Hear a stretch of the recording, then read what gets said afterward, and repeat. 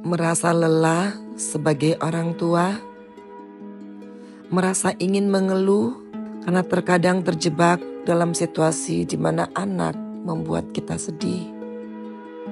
Merasa ingin teriak karena anak membuat luka di hati kita. Tapi intinya adalah tadi saya ngeliat anak-anaknya, saya pengen nangis. Pengen nangisnya apa? Karena saya nggak pernah bisa menyaksikan anak saya sendiri untuk perform seperti tadi.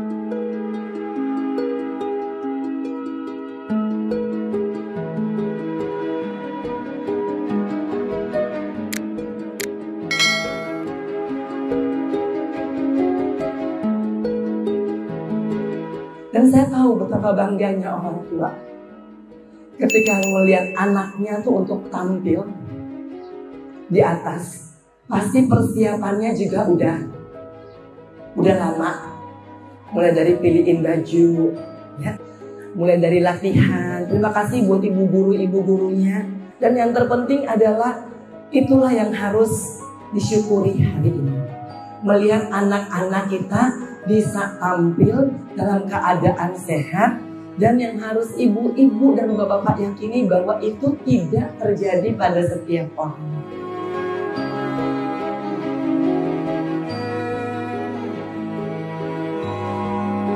Tidak setiap orang bisa melihat anak-anaknya untuk tampil di atas panggung, punya keberanian.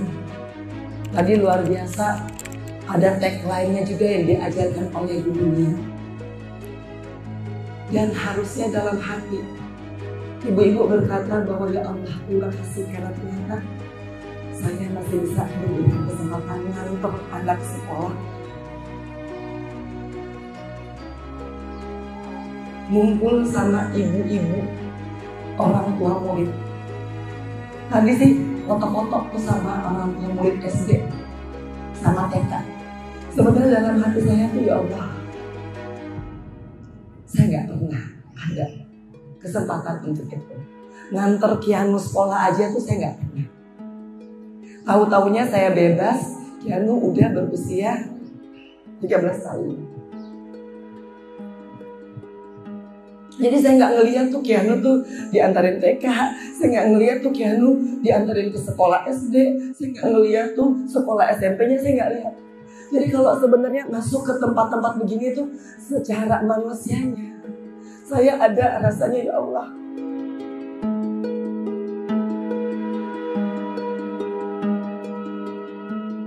Saya sesungguhnya rindu, pengen nganterin anak, pengen beliin anak buku sekolah, pengen ketemu dengan guru-gurunya, pengen ngumpul-ngumpul selfie-selfie cantiknya ibu-ibu Forkom dan juga Jamiah.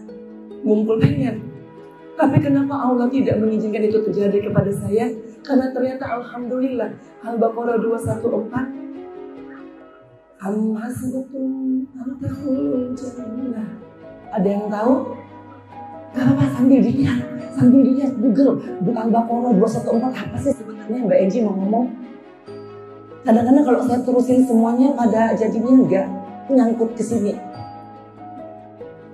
Nah jadi ternyata Al-Baqarah 214 hanya ingin mengatakan janganlah engkau mengira engkau akan masuk surga sebelum engkau mendapati ujian seperti orang-orang sebelumnya.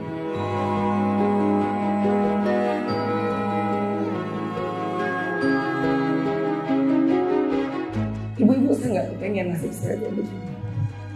Saya nggak kepengen 10 tahun saya harus berujung di tempat yang tidak pernah saya suka.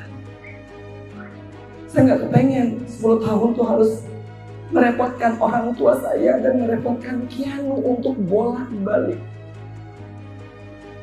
Nggak kepengen. Tapi ternyata Allah cuma pengen bilang apa? Enji, dengarkan Al-Baqarah 216 dikatakan wa asa'an takrahu syai'an wa huwa khairun lakum wa asa'an tuhibu syai'an wa huwa syarrun. Wallahu ya'lamu ma antum ta'malun. Ternyata apa yang tidak saya sukai itu baik buat saya. Dan apa yang saya sukai itu ternyata tidak baik buat saya. Tapi pada saat kejadiannya, saya nggak bisa terima. Karena ini sangat tidak saya sukai. Tapi kenapa Allah izinkan terjadi dalam kehidupan saya? Saya nggak pernah punya mimpi bakal tidur sekamar dengan orang yang nggak saya kenal. Nggak ngelihat kepalanya loh, ngelihat kakinya.